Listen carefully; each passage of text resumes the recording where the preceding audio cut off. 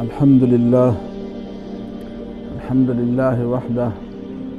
والصلاة والسلام على من لا نبي بعده أما بعد فأعوذ بالله من الشيطان الرجيم بسم الله الرحمن الرحيم وربك يخلق ما يشاء ويختار ما كان لهم الخيرة سبحان الله وتعالى عما يشركون وقال تبارك وتعالى وما كان لمؤمن ولا مؤمنة إذا قضى الله ورسوله أمرا أن يكون لهم الخيرة من أمرهم ومن يعص الله ورسوله فقد ضل ضلالا مبينا صدق الله العظيم. دا یو حصہ د سورت القصص چې دا مکی سورت ده او یو حصہ د سورت الاحزاب چې دا مدنی سورت ده. دا ماولستله او دا دواړو سورتونو کې دا یو مضمون ده.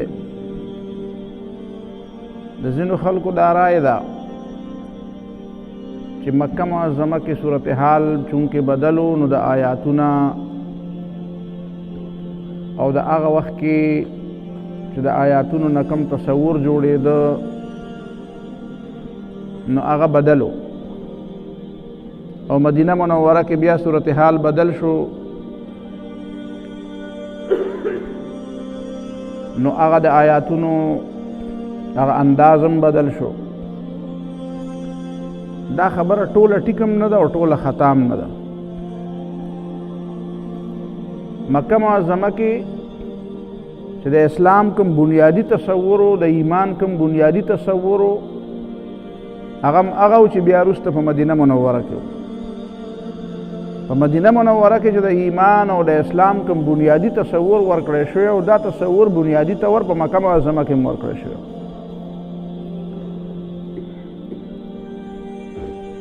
د بعضو خلکو دا خیال دی چې دا د حاکمیت دا خبرې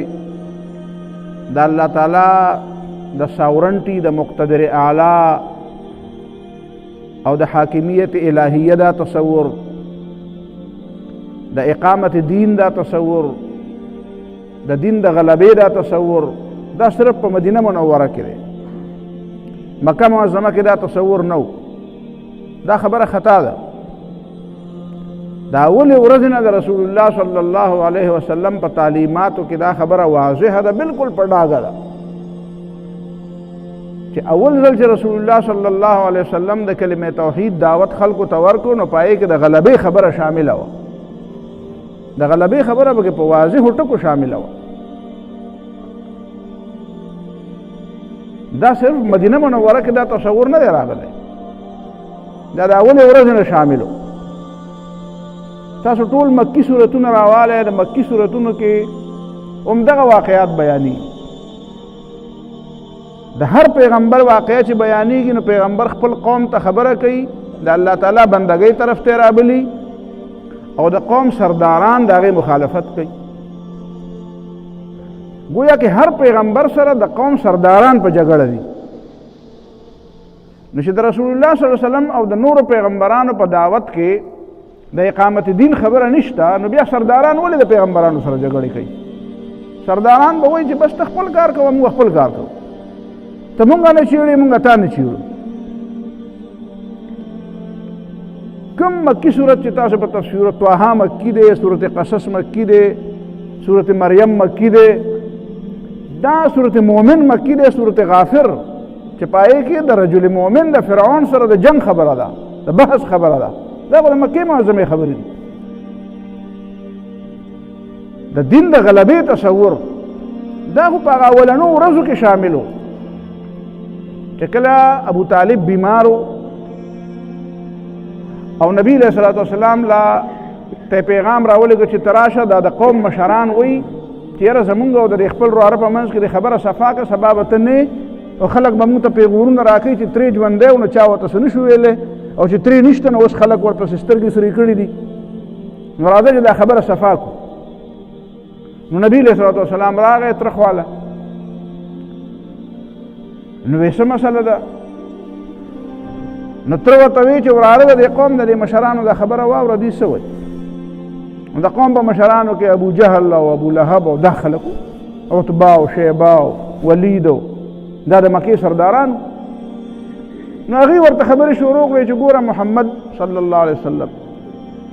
تا ته خپل ځانم معلوم دی چې ته څومره عزتمن یې ستا پلار او نیکه څومره عزتمن دي تاسو څومره قدرمن خاندان یې قدرمنه کورنۍ تاسو نه زموږ څومره تمه وه ستا څومره په دې قوم کې عزت و دا تا په دې قوم باندې څه پته او څه مصیبت نازل کړ رور دې د رور سره وجنګو پلار دې د زوی سره وجنګو په هر کور کې دې جګړې شروع کړې دوه ګاونډیان د یو بل سره جګړې دي دورونه د یو بل سره په جګړه دي دا مکه معظمه وه ښایسته څه د امن ښار و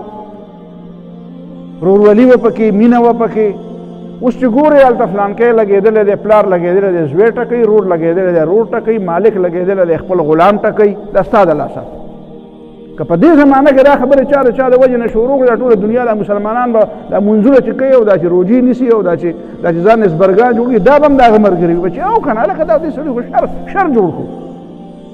همدغه خبرې د مکې سردارانو نبي علیه السلام ته وکړې او بیا ورته وایي چې آخر ستا څه مطلب دی ته څه ویل غواړې ته څه کول غواړې څه غواړې مونږ ته ووایه پیسې غواړې دولت غواړې څه غواړې مونږ ته ووایه چې درته درکړو خو دا کار مه کوه دا قوم په جګړه مه وروله دا تا سره نه ښایېږي او چې دوی خبرې وکړې نو نبي علیه صلات وسلام ورته ویې ستاسو خبرې پوره شوې وې او اوس زما دې خبرې ته غوږ کېدی نو رسول الله صلی الله علیه وسلم ورته خپله خبره وکړه وایي زه تاسو ته یوه خبره کوم اريدكم على كلمة اريد منكم كلمة تاسو نه یو خبره غواړم او که هغه خبره لو ادیتموها الی که دا خبره م راته ومنله نو بیا تدین لکم بها العرب ټول عرب به ستاسو د قبضې لاندې شي ټول عرب به م تابعدار شي عرب به په تاسو پسې درځي ټول عرب وتؤدي لکم بها العجم الجزیه او دا عجم نه دي دا به دله ټکسونه او پیسې راوړي کور ته نو د عربو دې سردارانو د مکې دې سردارانو خو صرف داسې سرداري په ذهن کې وه چې یاره د دې مکې خواوشا سرداري به د دې مکې په دې کلي د چا مشري به دا غټه خبره ده او چې دی کله واورېده چې ښه ټول عرب او عجم داسې غټه سرداري به میلاویږي او ته یوه خبره وی والله ابو جهل ورته وی والله لس خبرې به در سره ومنو لس ته خو یوه یادی لس به در سره ومنو نو نبی علیه صلات وسلام ورته وی چې لا اله الا الله محمد رسول الله اوس تاسو ما ته ووایې دوه خبرې به زه ستاسو نه تپوس کوم چې دا رسول الله صلی الله علیه وسلم چې ورته وی چې ټول عرب به دې ملګري شي او ټول عجم به دله جزیه درکوي نو د عرب داسې په هله اسانه د چا ملګري کېده دا د نبي علیه السلام چې بیا ملګري شو او د نبي علیه السلام د تورې لاندې راغله نو داسې په سوال راغله که په دې کې بدر راغی په دې کې د طایف راغی په دې کې هجرت راغی په دې کې احد راغی په دې کې تبوک راغی په دې کې دا فتح مکه راغله خندق پکې راغی په دې کې غزوه موته راغله په دې کې خو ډېر لوی نو دا داسې په هله اسانه کېږي ما ورته زه تاسو خو ماشي د برکت دپاره خو کلمه ووایې لا اله الا الله محمد رسول الله نو اوس به سبا څنګه چل کېږي ټول عرب به زمونږ تابع او ټول عجم به مونږ له جزیه راکوي که نه او زمونږ پلرونو نیکونو هم کلمه ویلې وه نو ولې وله د عرب جزیه نه ورکوي ولې د عرب تابع نه دي ولې د عجم جزیه نه ورکوي ولې په هر ځای کې ټکولی کېږي داسې چل دی دا دویمه خبره به راته تاسو وایئ چې کلمې خو مونږ ویلې دي او پیغمبر علیه السلام وایي چې کلمه مو ویله نو عرب هم تابع او عجم به د امریکا دله جزیه ولې نه درکوي امریکا خو تعالی قرض نه درکوي ته په قرض پسې لګیا یې کله یو در او کله بل در قرض دله څوک نه درکوي او پیغمبر علیه السلام وایي چې کلمه ووایې نو عجم به دله ټکس درکوي ټکس وایي به چې جي دا پیسې والی خو مونږ ته څه مه وایې نو دا څنګه چل دی په دې وروستنۍ خبره به تاسو نه تپوس کوم بیا په دې تقریر په دا به جواب تاسو راکوئ خو دا اولنۍ خبره درته زه وایم چې کوم سړی چې دا وایي چې په مکه معظمه کې د نبي علیه السلام یو دعوت و په هغې کې د دین غلبه نه وه په هغې کې په دنیا باندې حکومت نه و او په دې مدینه منوره کې چې بیا راغلی نو دا تصور بیا په دې مدینه منوره کې را پیدا شو نو دی د ما ته دا ووایي چې دا د سیرت کتابونه چې د چا کوم کتاب د سیرت رالی خو چې یو عالم لیکلی اسې صحافي نه یې لیکلی صحافي پېژنئ که پر اخبارونو کې چې لیکل کوي دغه نه یادو دا چې پر اخبارونو کې لیکل کوي دا نه یادو چې علم ورسره او هغه د سیرت رسول صلی الله علیه وسلم کتاب لیکلی او هغه پکې دا واقعه نه لیکلی نو دا به څنګه د سیرت کتاب وي چې نبی علیه الصلاة والسلام ورته ووایي چې یو کلمه درنه غواړم وی لس به درته ووایو 10 کلمې به درته ووایو خو دا خبره راته وکړه دا خو ډېره غټه زبردسته کنجي ده دا خو زبردسته چابي ده ټوله دنیا باندې به زموږ حکومتي نو رسول الله صلی الله علیه وسلم ورته لا اله الا الله محمد رسول الله وی نه دا خو ګوره دا وانطلق سورة سواد بیا وایا سواد والقرآن ذي الذکر بل الذين كفروا في عزة وشقاق دا کافران دي دا په تکبر کې دي دی خپل دماغو کې ځان له یو لوی جوړه کړې ده ځان له شیخ چلی او باچایي جوړه کړې ده او دا زدیان دي زدیان او بیا وایي وانطلق الملأ منهم راځئ چې پاسو ابو جهل خپل مرګور ته راځئ چې ځو انمشو ځئ چې ځو د دې کوره واصبروا على آلهتكم خپل پخوانۍ خبره راټینګه کې موږ هم په وړوکوالي د شی اورېده اختلافونو خبرې به رالې د مشرانو به ویل که پخوانی دین راټینګ کې دا اوس نوې خبرې پکې رالې وی وانطلق الملأ منهم ان امشوا واصبروا على آلهتكم وی دا خپل خدایان او دا بوتان او دا لات او منات راټینګ کې دا پکې نوې خبرې وشورو شوې ان هذا الا اختلاق وی دا خو د ځانه جوړې کړي دا خبرې ما سمعنا بهذا في الملة الآخرة دا خو د ابراهیم علیه السلام او پخوانو نیکونو نه موږ دا نه دی اورېدی دی چې څه وایي نو دا خبره په دې مکه معظمه کې شوې وه په کوم وخت کې شوې وه په ډېر داسې وخت کې شوې وه چې بالکل رسول الله صلی الله علیه وسلم ملګري ډېر کم بیا درته یو دویمه خبره هم کوم نبي علیه الصلاة والسلام چې د مکې معظمې نه هجرت کو د مکې معظمې نه هجرت کو ګوره خپل کلی پرېښودل داسې کلی څوک په اسانه پرېږدي کلی ډېر په مشکله پاتې کېږي وطن او یوازې کلی نه و 470-475 کیلومتر لار ده د مکې معظمې نه مدینې منورې ته دا ګویا کې بل وطن په هغه زمانه کې دا وطن پرېښودل دا داسې اسان کار او بیا د مکې په شانتې وطن تا ته خو به پکې آب و ګیا نه ښکاري ډېره زیاته خو مکه ده که نه ابراهیم علیه السلام آباده کړې ده که نه په دې خو ته پوهېږې که نه چې ابراهیم علیه السلام آباده کړې ده نو د هغه مکې نه څوک ځي په خپله خوښه ته ځي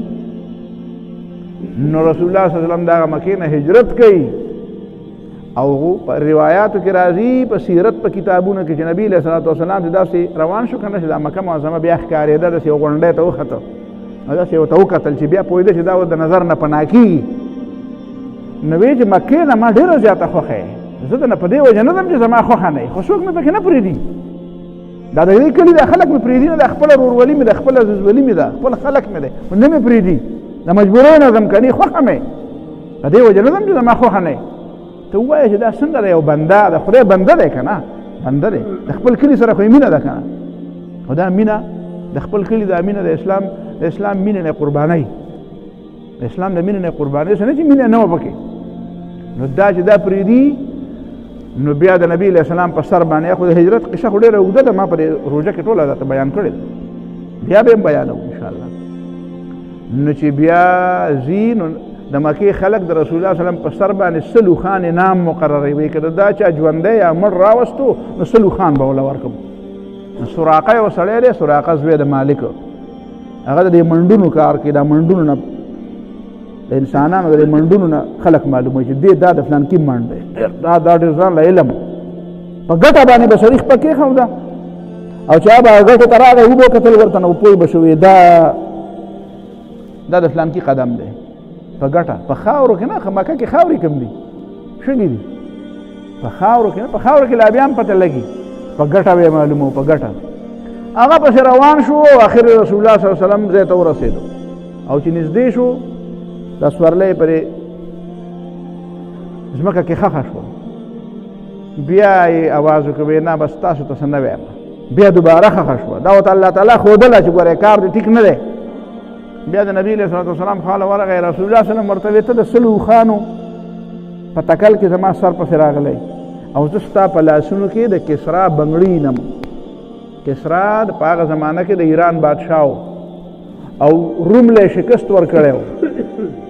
روم له شکست ورکړی په دنیا کې دوه بادشاهۍ وې غټ غټ یو روم او یو کسرا یو روم او یو ایران یو قیصر او یو کسرا نو دې کسرا د رومیانو له شکست ورکړی واحد سپریم پاور په هغه زمانه کې نو نبی علیه الصلاة والسلام سراقه ته ویې ته زما په مرګ پسې راځي او زه ستا په لاس کې سلو اوښانو پسې او زه ستا په لاس کې د کسرا بنګړي وینم نو هغه داسې حیران شوی کوم کسرا وی کسرا بن هرمز وی د هرمز وی چې هغه ایران بادشاه دی هغه یاد وی چې هغه یادو دی ښا وی ولي کړه وی ولي کول حضرت ابوبکر صدیق ته ولي کول دله به ورکه دا د پلاس کې به تاسو ما ته وایي چې دا د مکې معظمې نه د هجرت وخت دی مدینې ته لا نه رسېدلی او د هجرت په وخت کې داسې د کمزورۍ صورتحال دی سړی کلی پرېږدي خو کمزوری که نه په کمزورۍ پرېږدي چې زورور نو کلی پرېږدي د کمزورۍ په حالت کې کلی پرېږدي هجرت کوي وطن پرېږدي وطن ته پاتې کېږي او چې وطن ته پاتې کېږي په دغه وخت کې هم د نبي علیه السلام په ذهن کې کومه خبره ده چې په کسرا باندې به او کسرا خپل بنګړي ته په خیرات کې درکوي چې ته ورته ووایې چې کسرا کاکا دا بنګړي دې لږ مال نه راکړې یو سراقه ته به په لاس کړمه دا داسې کېږي دا په سوال نه کېږي دا خبره رسول الله صلی الله علیه وسلم د خلکو په دې مزغو کې کېنوله چې زه د دنیا دا چې کوم ځان ته خدایان وایي دا خدایان زه چلنج کومه د دې خدایانو دا خدایي زه دا دروغجنه خدایي ده دا دروغجنه خدایي زه ماتوم په دې کائناتو په دې دنیا کې څنګه چې د دې ځمکې نه بره د یو خدایي چلیږي داسې به په دې دنیا کې هم د یو خدایي چلیږي او د یو خدایي داسې نه چلیږي چې د خدایي به هم پکې چلیږي په جومات کې او د کسرا او د روم هغه به پکې چلیږي په بازار کې او په پټي کې او په عدالتونو کې او د دنیا د جومات نه علاوه به دا ټوله ځمکه د خدای د دشمنانو سره هلته به د هغه د خدای ډنکې بجاویږي هله به د هغه د خدای ډمامې غږېږي او صرف په جومات کې به الله اکبر ویلی کېږي داسې طریقه نه ده نبی علیه السلام داسې نه دی ویلي چې دې ځمکې دا ټول جوماتونه به د دې نه به زه جومات جوړ نه وی کسرا وی د کسرا بنګړي به علم وی د کسرا مټ به تاوم د کسرا ګریوان ته به لاس اچوم د کسرا تاج به راشوکوم دا به زما ملګري راشوکوي دا داسې نه کېږي دا په خیرات باندې نه میلاویږي نو ته د کوم ځای نه دا تصور مال راکې چې په مکه معظمه کې د اسلام د تصور طریقه جدا وه هلته د غلبې خبره نه کوله هلته به داسې دعوت او واعظ او نصیحت او داسې پستې خبرې کولې او دا کلکې او دا نیغې خبرې بیا په د مدینه منوره کې دا کلکې خبرې وې که دا پستې خبرې وې دا کومې خبرې دا په د مکه معظمه تا ته ما دوه مثالونه او چې نور تفصیل ګوري نو یو عالم له چرته ورشه ورته وایي مولوي صاحب په دې مکه کې چې کوم آیاتونه نازل شوي دي د دې ترجمه راته لږه وکړه خیر دی وایي د مولانا مودودي د کتاب نه مه کوه چې د چا د کتاب نه کې د چا د تفسیر نه کې راغ نه وکړه خو په دې مکه معظمه کې چې کوم آیاتونه نازل شوي دي او کوم سورتونه نازل شوي دي راته لږ په ترجمه ووایه نو چې په هغې کې راشي نو په هغې کې به د فرعون قصه راشي په هغې کې به د نمرود هغه راشي په هغې کې به د نوح علیه السلام د قوم هغه راشي په هغې کې به د صالح علیه السلام او د شعیب علیه السلام د قوم په هغې کې به د الملأ قال الملأ ورته معلوم دی دا څه لپاره ده نهم دا دې کې ګوره الملأ د اتو نهو پیغمبرانو د اتو پیغمبرانو واقعات قرآن بیانوي او د هر پیغمبر په مقابله کې چې خلک راپاسین هغه څوکي وی قال الملأ وی سردارانو د پیغمبر په مقابله کې خبره وکړه دا په کوم ځای کې دا صورتونه ویلې کېږي دا په مکه معظمه کې ویلې کېږي او په مکه معظمه کې دا قسم وه چې کله روم او ایران ونختل چې ونختل نو صحابه کرامو به د چا ملګرتیا کوله د رومیان تله وله نه جنګ له خو ملګرتیا یې د دې کوله زړه یې دا و یاره دا رومیان غالب شي نو خبر په دې ایرانیانو باندې ځکه چې ایرانیان خو د سره خدای نه منو کتاب نه منو نه پیغمبر منو نه یو آسماني کتاب منو او رومیان چې کم از کم د آسماني کتاب خو منو په صحیح طریقې منو په غلطه طریقې منو خو پیغمبر خو منو د پیغمبرانو احترام خو کو نو کم از کم آسماني دین او آسماني کتاب خو منو نو د مکې د مشرکان چې ابو جهل او ابو لهب دي امیه دي بس کول دوی چې په مکه معظمه کې د مسلمانانو سره د ابوبکر صدیق سره د عمر فاروق رضی الله تعالی عنہ سره بکیناست نو خبرې خو بکېدې کنه یو خلکو کنه نو چې یو خلکو د مختلفو موضوعاتو باندې به خبره کېدې نو وی به لکه دا نو د روم په اړه کې د څه خیال دی دا روم به غالب کیږي که ایران به غالب کیږي نو مسلمانانو به ورته وایي چې بس ایران به دغه روم به غالب کیږي او چې روم غالب شي زموږ دا خو خبره او دې نور به ورته وایي نه وایي چې د ایران غالب شي نو دا ښه ده ځکه چې د ایران موږ ته نږدې دی ولې دا نه دي ځکه چې هغه د یو کتاب قایل نه دي د مکې خلک هم د کتاب قایل نه و د آسماني وحی قایل نه و نو دا مشرکان او دا کافران به د چا په غلبه خوشحالېده د ایرانیان او مسلمانان به د چا په غلبه خوشحالېده دا ولې په دې غلبه خوشحال د دې په دې خبره کې چې سره هېڅ د دنیا د سیاست او د حکومت او د جنګونو او د روس او د امریکې د دې نه خبر لکه موږ ته خلک وایي ښه سړی دی ته وایي هغه ډېر بد سړی دی چې چې الله په جماعت کې ته د روس او امریکې خبره کوي خدای ولې نه یادوي نو دا رسول الله صلی الله علیه وسلم په مکه معظمه کې دنه د ابوبکر صدیق رضی الله تعالی عنہ او د عمر فاروق رضی الله عنه په حرم کې یا لکه د دې جماعت عزت د خدای په نزيات دی که د بیت الله دا جماعت خو مقتدی دی دا جماعت خو د جماعتونو امام کوم یو دی د پیغمبرانو امام رسول الله صلی الله علیه وسلم دی او د جماعتونو امام کوم یو دی یا لکه کعبه ده کنه کعبه مرکز دی ان اول بیت وضع للناس للذي ببکه د الله د عبادت لپاره چې کوم کور اولنی جوړ شوی دی هغه کوم یو دی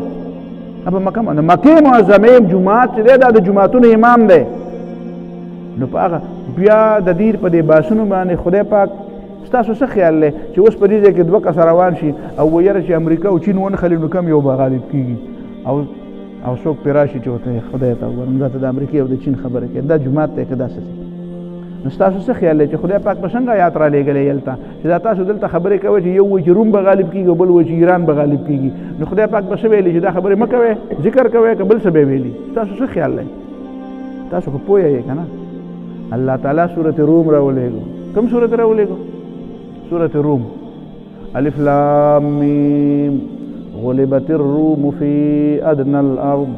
وهم من بعد غلبهم سيغلبون في بضع سنين لله الأمر من قبل ومن بعد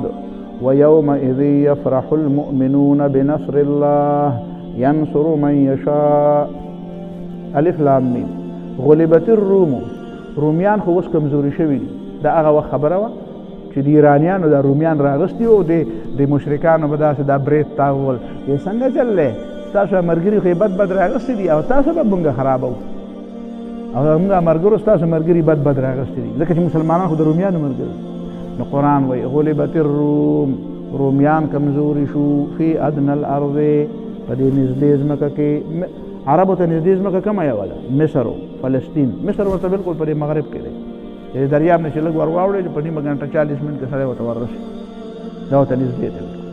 او فلسطین هم ورته نږدې دی فلسطین ورته دې طرف ته نږدې دی او د عربو علاقه چې ختمېږي نو دا علاقه د شام علاقه شروع کېږي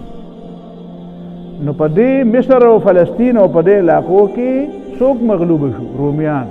وهم من بعد غلبهم سيغلبون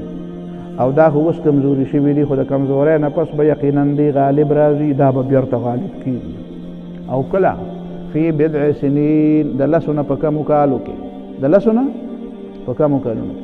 او دا به څنګه غالب کېږي په ښکاره خو هغې خو هغه په پښتو کې خلک وایي پیتې له لوښی نه مومي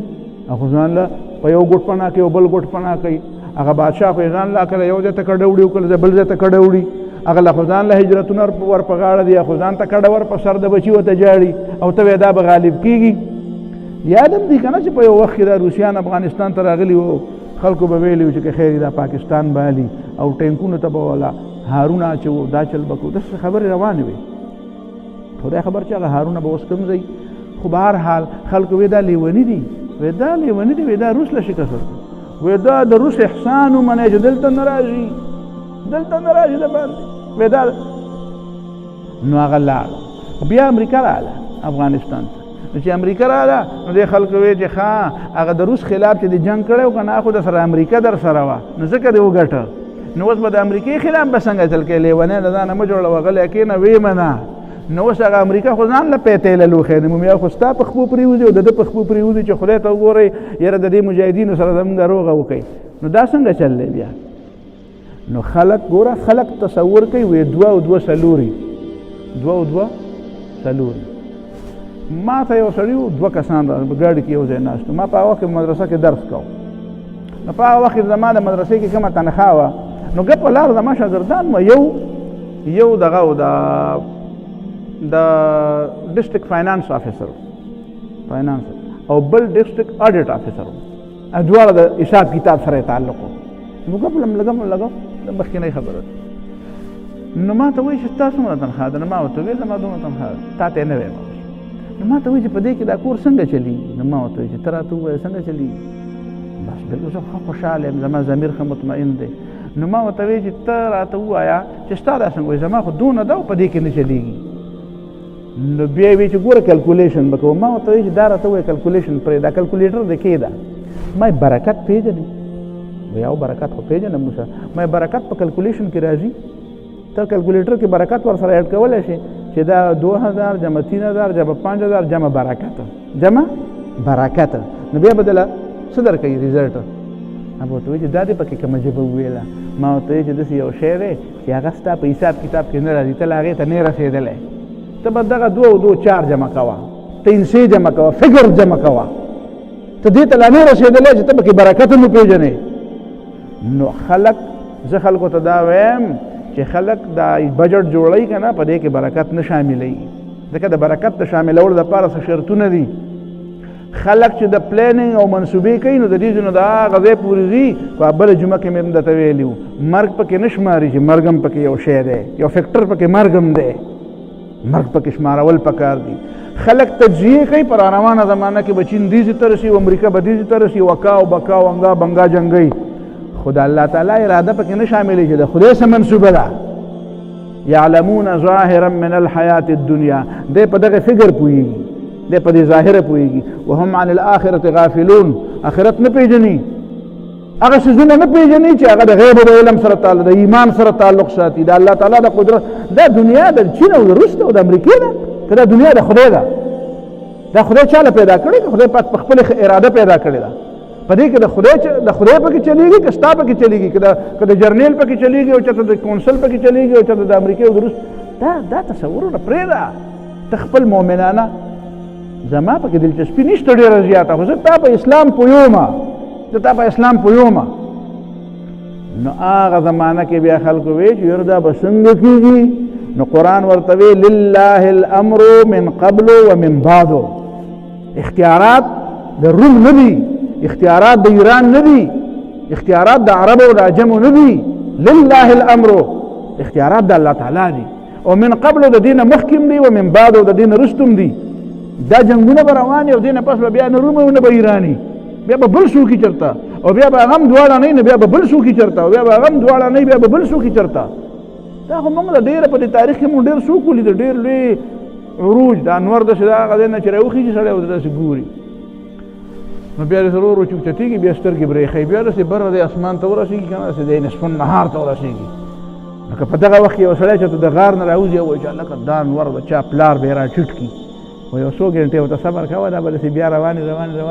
هغه ځای کې بیا په هغه شګو کې ډوب شي بیا زیات پیاده شي ورته ډوب شي دا داسې ډېر راختل او ډېر ډوبېدل دا په دنیایي انساني تاریخ کې رسېږي خو دا څوک کوي دا په خپله نه کېږي دا قومونه نه کوي دا فوجونه نه کوي دا سیاستداران نه کوي دا مفکرین نه کوي دا چې چا پیدا کړي دی هغه کوي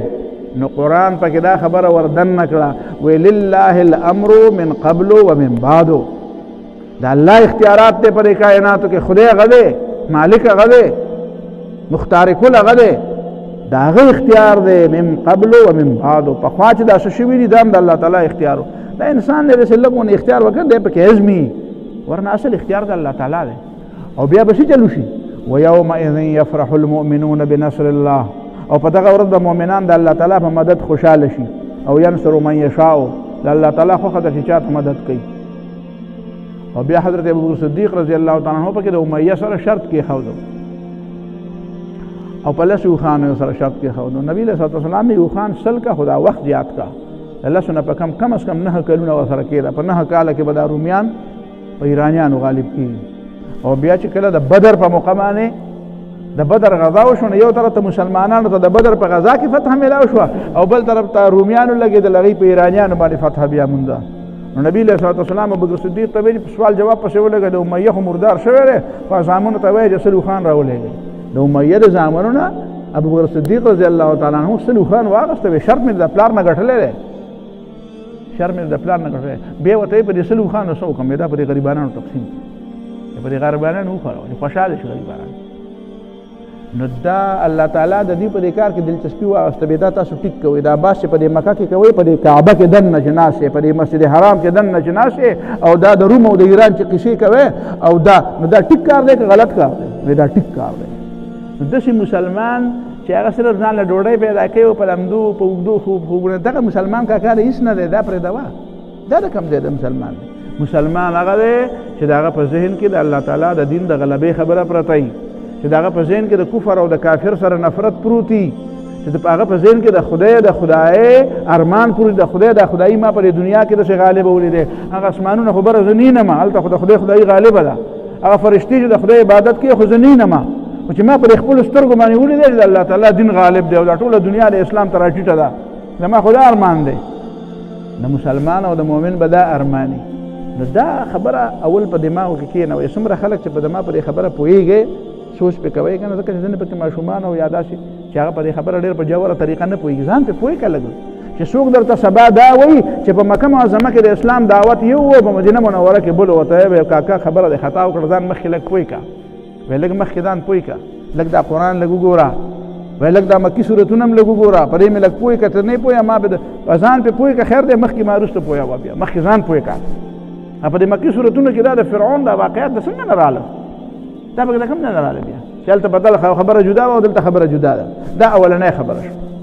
دویمه خبره دا کو چې دا ما د یو مکي صورت وي او یو مې مدني صورت وي، تا ته مې د دې دپاره دا ووي او دا تمهید مې د دې دپاره وتړو. په تمهید کې وخلا تمهید مې د دې دپاره وتړو چې خبره دا ده چې د مکې د دور خبرې او د مدینې د دور خبرې جدا جدا نه دي. تفصیلات فرق شته، ځکه چې په مکه معظمه کې د نبي علیه السلام سره اختیار نه و او په مدینه منوره کې ورسره بیا اختیار و. نو ظاهره خبره ده چې اختیاري نو ډېرې مسلې را پیدا شي، او چې اختیار نه وي نو هغه مسلې نه را پیدا شي. اوس زما چې اختیار نشته نو ما له څوک کیسونه راوړي، خو چې اختیار راغی نو بیا به لاړ سړی کیسونه راوړي چې یاره دی ټیک دی او که دی ټیک دی، خو چې اختیار دې نه وي نو بیا به څوک مسله نه راوړي. دغه شانې خبره صرف راغله. فرق دا راغی دا چې کوم ایتونه ما ولوستي دي دې کې دواړه مسلې دي. ګوره یو د سورة قصص آیات مې درته وي، وربک یخلق ما یشاء ویختار. ستا رب چې څه خوښوي هغه پیدا کوي او چې څه خوښوي هغه غوره کوي. څوک پیدا کوي او څوک نه پیدا کوي. څوک پیدا کوي نو څنګه پیدا کوي؟ د هوا دپاره مخلوق پیدا کوي نو څنګه پیدا کوي؟ د سمندر دپاره پیدا کوي نو څنګه پیدا کوي؟ انسانان پیدا کوي، فرشتې پیدا کوي، پیریان پیدا کوي، دیوان پیدا کوي، ښه پیدا کوي، بد پیدا کوي، د دې ځمکې دپاره پیدا کوي، صحرا دپاره پیدا، اسمانونو کې پیدا کوي، نور اسمانونه پیدا کوي، نور ځمکې پیدا کوي، نور کهکشانونه پیدا. دا ربک یخلق ما یشاء، دا د هغه خوښه ده، چا نه تپوس نه کوي. ویختار، او الله تعالی د دې خبرې حق لري، هغه څه غوره کوي او څه ناغوره کوي. د الله تعالی اختیار دی چې کوم شی غوره کوي، کومه فیصله کوي. اختیار او فیصله د خوښې او د ناخوښې دا د الله تعالی په لاس کې ده. ما کان لهم الخیره، نه د یو مخلوق اختیار شته او نه د انسانانو اختیار شته. اختیار د الله تعالی په لاس کې ده. ما کان لهم الخیره. او چې کوم سړی وایي چې زما اختیار چلیږي او زما خوښه ده، زه چې څه ته وایم چې دا ټیک دی نو دا ټیک دی، او چې زه څه ته وایم دا غلط دی نو دا غلط دی، نو قرآن د هغه ته په اشاره کې وایي ته خو د خدای نه انکار کوې. سبحان الله وتعالى عما یشرکون. دا کوم خلک چې شرک کوي او کفر کوي الله تعالی د دې نه پاک دی. د دې څه مطلب دی؟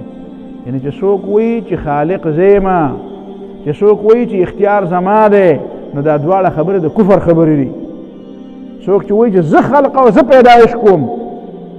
نو دا کفر خبره ده. خلق څه ته وایي؟ د نش نه پیدا کولو ته وایي، د نش نه شته کولو ته وایي. د نش نه شته کول څوک نشي کولی. د نش نه تصور صرف الله تعالی کوي. انسان څه کوي؟ انسان زیات نه زیات یو شی او بل شی یو بل ته وګوري او د هغه خاصیات وګوري، یاره دا تیل دی او په دې کې دا چل دی او په دې کې بلیږي او په دې کې دا چل دی، لکه راځي او ګاډی جوړ کړي او دا کې داسې چل کړي او دا اوسپنې داسې ولګوئ. دغه چل کولی شي، دی پیدا کولی نه شي کولی. خلق الله تعالی کوي. ویختار، بیا اختیار د الله تعالی دی، بیا خوښه د الله تعالی ده، فیصله د الله تعالی چلیږي، اراده د الله تعالی. د انسان اراده کله کار کوي کله نه کوي. ډېر لوی لوی فیصلې خلکو وکړي. تا ته ما اوس دا مثال وي، روسیانو وي موږ به افغانستان والو، بیا به پاکستان والو، بیا به سمندر ته ځو، بیا به داسې چې پر ټول دنیا به قبضه لګو. لا شیخ چلي خوب تړی وړی شو، هلکې غټ طاقت ورسره و. بیا د امریکا راغله، هغه وایي دا افغانستان به او دلته به موږ بې حیایي خورو. دلته تاسو ته پته ده افغانستان ته چې روسیان راغلل، د ټولو نه لوی کار اسرائیل یې راوغوښتو. د اسرائیلو خلکو ته یې ویې راځئ اوس دا میدان دی موږ اخیستی دی، څه پکې کوئ؟ هغې په دې بدخشان ورته وایي، بدخشان په افغانستان کې علاقه ده. بدخشان پخوانی زمونږ په دې فارسي ادب کې لعل بدخشان مشهور دی، وایي د بدخشان لال دی. ممکنه ده چې هلته به ډېر زیات لال و جواهر وایي، ډېر زیات معدنیات وي. نو یهودیانو دا کار وکړو چې هلته یو سنټر جوړ کړو او په هغې کې دا چې کوم ستا سره لا موبایل دی او دا بل دا چې کوم دا مختلف قسمه څیزونه دي، دا یوټیوب دی او دا واټساپ دی او دا فلانکی دی او دا فیسبوک دی، داسې په شانتې هغې یو ایپ جوړ کړو چې په هغې کې به صرف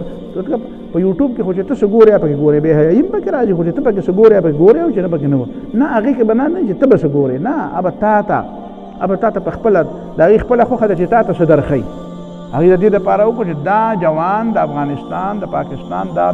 دا چې کوم مسلمان جوان دی د ده ذهن بدل کوي، د ده ذهن تاسو بدل کوي، د ذهن بدل کړو. اندرا ګاندي چې څنګه ویلي وی د پاکستان جوانانو نه وی اوس زموږ خطره نشته، وی زموږ فلمونه ګوري، وی هغې نه اسلام او ایمان او داسې څیزونه میزونه ختم دي وي، وی دغه بس چې زموږ فلمونه ګوري به د ما خلاف څنګه راپاشي. هغوی په دې څیزونو باندې کار کړی دی، دلته دې دپاره یوازې نه دي راغلي، دا ډېر لوی مقاصد وو. خو آفرین دي په افغانستان په مجاهدینو باندې چې اوس ورته په پوزه کې پیزمان اچولی ګډی یې اوس له چل نه ورځي چې څنګه چلو کوم. نو دا اختیار چې د امریکې وی نو بیا به داسې چلو، دا اختیار چې د روسیانو وی نو بیا به داسې چلو. اختیار د الله تعالی، ربک یخلق ما یشاء و یختار. بیا دا ګوره دا د کوم دی صورت دی؟ دا صورت قصص د کوم دی صورت دی؟ دا د مکې معظمې صورت دی. د الله تعالی اختیار دی، د الله تعالی اختیار دی. خلق د الله تعالی دی، اختیار هم په کائناتو کې د الله تعالی چلیږي. بیا همدغه خبره ګوره په قرآن مجید په صورت احزاب کې کوي چې کله د حضرت زینب رضی الله تعالی عنها د نکاح خبره راغله، نو په هغه وخت کې خلکو اختیار، خلکو دا خیال و چې یاره یو غریب سړي له یو غلام له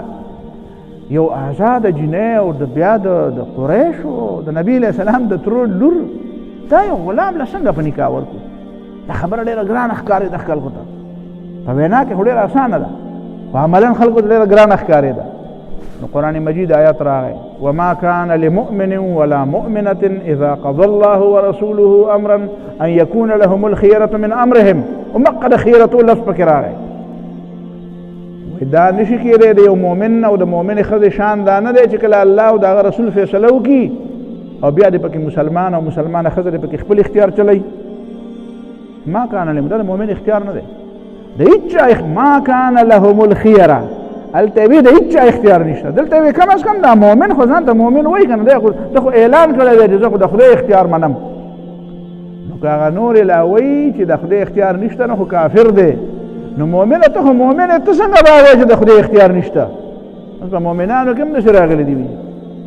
په مؤمنانو کې هم ځان ته مؤمنان وایي، هغه هم پکې وایي د خدای اختیار پکې د کوم ځای نه راغی. یو صاحب ما هغه نه چا تپوس کړی وي دا موسیقي او دا فنون لطیفه او دا تصویربازي او دا داسې چې دي فنون لطیفه وي، شاعري ده او تصویربازي ده او دمامې ممامې دي او وی دا څنګه چې وی دا په اسلام کې ٹھیک دی؟ نه اسلام کا اس سے کوئی تعلق نہیں ہے، اسلام تو بس نماز آپ کو سکھا، آپ نماز پڑھے، روزہ رکھیں، زکات دے رہے، اس کا اسلام کے ساتھ کیا تعلق؟ دا غوی ته وګوره، دا وایي دا ځان ته مؤمن وایي د اسلام د دې سره څه تعلق دی؟ خیر اسلام د دې سره څه تعلق دی؟ ته ځان نه نر جوړی که ښځه جوړی، خدای پیدا کړی نر او ځان د ښځه جوړه که، اسلام د دې سره تعلق نشته که نه؟ خدای ورته وایي یاد الله تعالی یادوه، الله تعالی ورته والذین هم عن اللغو معرضون، فضول کارونه مه کوه. او دی وایي نه ډمامېږه دغه ټوله ورځ ګډېږه او اوره ګانې په خپله هم ګډېږه او نور هم ګډوه. او چې ورته وایي اسلام نه، اسلام د اسلام د دې سره تعلق شته که نشته چې والذین هم عن اللغو معرضون؟ د اللغو والا که نه ده؟ ومن الناس من يشتري لهو الحديث، دا لهو الحديث څه ته وایي؟ نو دې سره کار نشته د الله تعالی. او چې ويصدكم عن ذکر الله وعن الصلاة، کوم شی د الله تعالی د یاد نه خلک بندوي نو دا ګناه ده. نو دا خلک د خدای د یاد نه بندوي که نه بندوي؟ نو وایي د دې ورسره او دا پکې سکالر دی. نو ما نن د جمعې په تقریر کې په کالج کې وایي چې هغه سکالر دا یو چې بېوقوفه به څنګه وي، خدای خبر چې د هغه به ښکري که د هغه به لکوي، دا به څه شي؟ هغه بېوقوفه به صحیح چې دا پکې سکالري، دا د اسلام سکالر ځان ته وایي. ما كان لهم الخيرة ما كان لمؤمن ولا مؤمنة إذا قضى الله ورسوله أمرا أن يكون لهم الخيرة من أمرهم. مؤمن ځان ته مه وایه بیا چې د خدای په اختیار کې کار لري، د خدای په کار کې کار لري، نو بیا ځان ته مؤمن مه وایه. دواړه کارونه ولې کوې؟ سپا مخامخ راشه نیغ په نیغه، داسې دا په لستوڼي مار سره جوړېږي چې یو طرف ته د ایمان خبره هم کوي. زما بچي ما ته خبره کوله په قائد اعظم یونیورسټۍ کې یو هلک ما ته وایي چې یاره زه د خدای په دې خبره مطمئن نه یم او د پیغمبر په دې خبره مطمئن نه یم. نو ما ورسره بل چلو ما ورته وویل چې داسې چل دی چې د خدای په خبره مطمئن نه یې که نه نو ستا څه نوم دی؟ نو ویې نوم یې چې راته وښودل دا نوم خو د مسلمانانو په شانتې و. وایي ما چې زما دا خیال دی چې ته مسلمان یې. وایي چې او که نه مسلمان خو یم. نو وایي ما ورته چې نه که نه داسې خو نه ده چې د خدای په خبره مطمئن نه یې خو یا هندوي یا سیکي یا یهودي یا عیسایي یا پارسي څه بل څه شی. نو ته خو چې مسلمان تا په دې دغه کې ځان ته مسلمان وایي چې او مسلمان ما چې مسلمان نو داسې چل به وکړې زه به دې په سره خبره کوم خو ته به په دوو کې شتو خپې نه ږدې. ته به یا وایې چې زه مسلمان یم نو مسلمان دې ته وایي چې د خدای په خبره مطمئن یې. نو بیا داسې مه وایه چې مسلمان یې چې د خدای په خبره مطمئن نه یا چې د خدای په خبره مطمئن نه نو بیا به داسې چلو کې چې بیا به لاړ شي مخکې ما ته به مخکې دا وښیې هغه فارم به راته وښیې د شناختي کارډ په فارم کې به ولیکې زه مسلمان نه یم او بیا به راشي ما ته به وایي چې دا مې سورن سینګ او جسونت سینګ ځان له نوم کېښودو او چې چرنداس مرنداس چې څه ځان له نوم دی مایکل ځان له نوم کېده. نو بیا د هغې نه پس ما ته وایي د خدای په خبره مطمئن نه. نو بیا راځه دواړه خبرې کوو خو دا قسمه خبرې زما ذهن نه مني چې ته ما ته یو طرف ته ځان ته مسلمان وې او بل طرف ته بیا د خدای په خبره مطمئن نه یم. په دې قصو په دې ته زموږ یو استاد هغه به مونږ ته په داسې موقع وایي دا ځینې خلک خپلو شاګردانو ته او خپلو خلکو ته وایي وایه بچي اتې بې ضرطب بیت ضربت اذا جاء. وایي هغه شاګرد ته وایي چې استاد زه خو ډېر نه پوهېږم خو تا خو دواړه داسې نه جوړېږي. تی بې ضرطب بیت ضربت اذا جاء نو دې نه خو اذا جاء نه جوړېږي دې نه خو تبت جوړېږي اذا جاء کم از کم زه نه پوهېږم خو دا زما په ذهن وایي هغه ورته چې چپ دا منطق دی چې زه درته څه وایم هغه وایه دا منطق خو مې ذهن نه مني. که ته ما ته وایې تی بې ضرطب بیت ضربت نه اذا جاء جوړېږي نو دا منطق خو ما نه دی ویلی. نو دا یو طرف ته شه مؤمن ما كان لمؤمن ولا مؤمنة إذا قضى الله ورسوله أمرا أن يكون لهم الخيرة. بیا برته دویمه خبره کوي وایي دته ما نه وي په دې نقطه دې پوهېږم دا نکاح ونه چلېده دا نکاح ونه چلېده. حضرت زید له حضرت زینب په نکاح ورکړې وه زینب بنت جحش رسول الله صلی الله علیه وسلم د ترور لور وه او یو کال وشو او کال پس دا نکاح ورانه نو چې د دې زمانې خلک وایي نو اوس به ویني اینې ما راته نه وایي چې دا به نه کېږي ما راته نه وایي چې دا مه کوئ دا نه چلېږي. تاسو به زما په خبره پوهېږئ. یو کال وشو دا نکاح ونه چلېده. هغه سړی راته نبي علیه السلام ته وایي د خدای پیغمبره دې ښځې له طلاق ورکوم. نبي علیه الصلوة والسلام ته وایي اتق الله د خدای نه ویرېږه مه ورکوه طلاق. هغه به د خدای پیغمبره ګزاره نه کېږي او آخر کار د نبی علیه الصلوة والسلام د هغې بار مشورې باوجود فلما قضا زید منها وطرا حضرت زید رضی الله تعالی ولګېدو او دې ښځې له څه ورکړه طلاق یې وله ورکړو.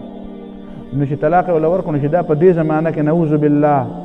پیغمبر ته اوس داسې زموږ زمانه وی او پیغمبر په دې زمانه کې وی او یو سړي ورته ویلی چې دا نکاح مه کوه او هغه ویلی چې کوم به د خدای او د رسول فیصله ده زما فیصله ده او د خدای فیصله ده او بیا یو کال بعد هغه سړي ښځې له طلاق ورکړی وی نو دغه سړي به بیا څه ویلی په ایمان یې ووایې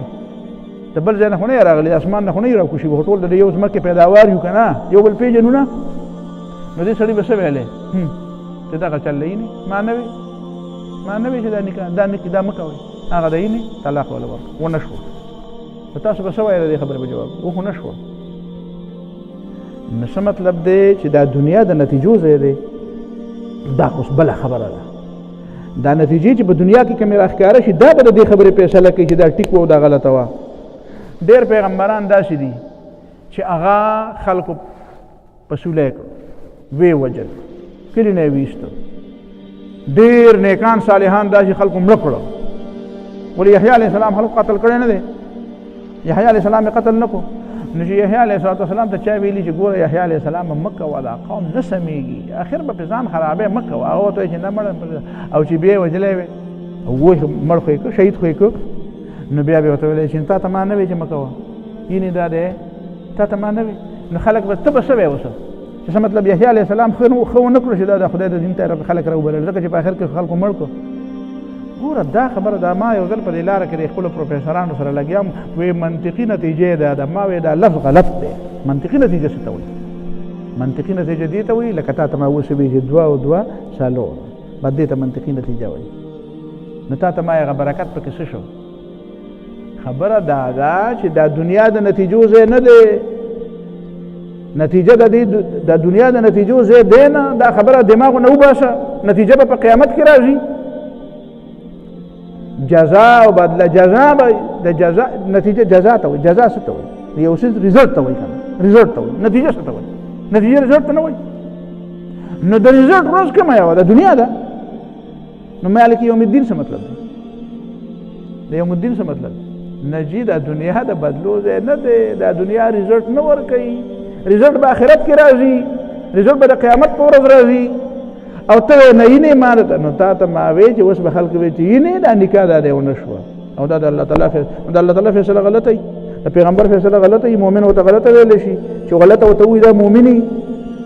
پته ولګېده چې په فیصلو کې یوازې دا خبره نه وي، په فیصلو کې نور څه لکه اوس په دې فیصله کې څه چلو. الله تعالی دا غوښته، الله تعالی ته پته وه، پیغمبر علیه الصلاة والسلام هم الله تعالی پوی کړی و، هغه هم په دې پوهېده چې دا مسلې داسې ښکاري چې دا نکاح به نه دا نکاح به نه کامیابېږي په دنیا کې. په دنیا کې به دا ریزلټ ټیک نه وي،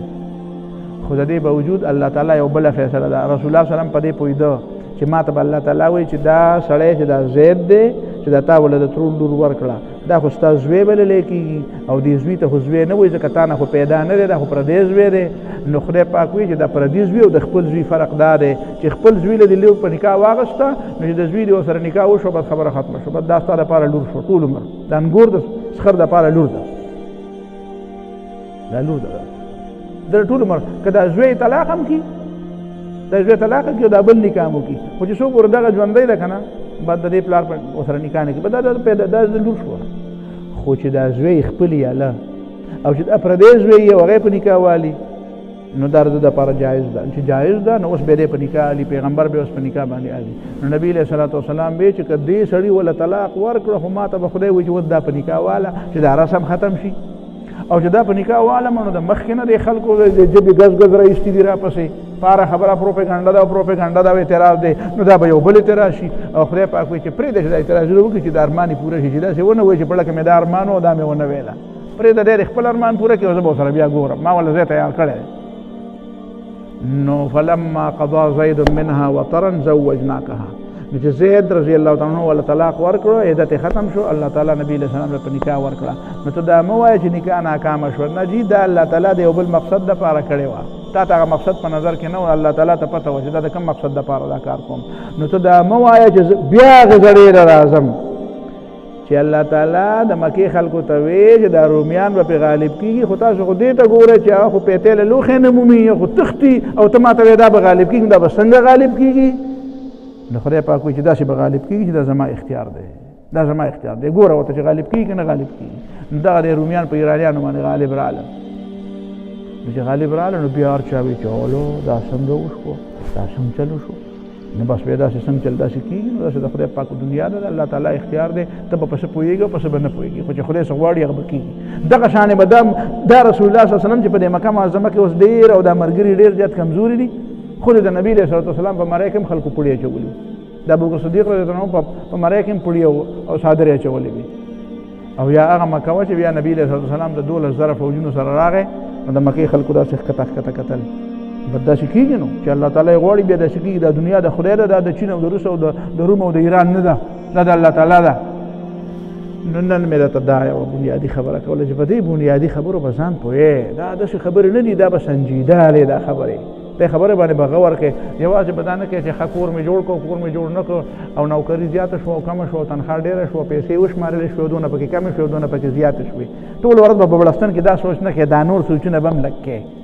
دا د ایمان خبره ده، او دا رښتیا کېږي. اوس دا دنیا و دوه کیمپه کېږي، او دا خبره بالکل دا زما او ستا په دې ژوند کې داسې ښکاري لکه دا دنیا بالکل ته به داسې ووینې که نه. د جاهلیت د زمانې یو سړي شعر ویلی و، وایي ستبدي لک الایام ما کنت جاهلا، وایي زمانه داسې روانه ده چې داسې خبرې به درته راشي که نه چې ته پرې اوس نه پوهېږي. ویأتیک بالاخبار من لم تزودي، او داسې خبرې به درته څوک راوړي چې ستا په خواب و خیال کې به هم نه وي. ويأتيك بالأخبار من لم تبع له بتاتا ولم تضرب له قلت موعدي وقت موعدي، وایي تا به وله تیاري نه کړي خو شی داسې را روان دی. زه د خپلو علماو ملګرو ته وایم، زه یم د خدای بندګانو دا دنیا دا علم لږ حاصل کړې، صرف د پروفیسر نوم او د ډاکټر نوم دې زده کړی دی خو دې حاصل کړی دی خو علم حاصل کا علم هم حاصل کا زم علم حاصل کا سبا له د فرانسیسیان او د جرمنیان او د جاپانیان په ټول را روان دي چې یې مولوي صاحب یا جي صاحب تا خو ګیره پرې خو دې ته ماته ووایې که نه دا اسلام دا بینک او دا اسلام دا پلان کې او ته ورته وایې چې یاره جي زه خو ته خبر نه یم بس ما خو صرف بانک ویلی دی او د جمع نه یم خبر نه بانکونه خو وایه بانکونه ویل اسان دي خو جمع کول ګران دي بیا د خلکو نه مخکې شه چې خلکو ته جمع مو کې چې بیا درته وایي چې د اسلام به اوس څنګه نافظ ښه جي په دې کې به څنګه چل کوو ته بیا چې یاره جي ما ته خو پته نشته نه به ورته وایي چې تا خو چغې والې تا ته څنګه پته نشته نو ځکه زه درته وایم چې تیاري وکړه بیا به تا چې ته پخوانی مسلمان یې تا ته وایي ته مسلمان یې پلار دې کړي هله راشه د مسلې ته او ته به بیا وایې چې یاره زه خو اوس کوم ځای ته وتښتم ځکه چې ما ته خو ځان له نه دی معلوم نو تیاري وکړه. اقول قولي هذا واستغفر الله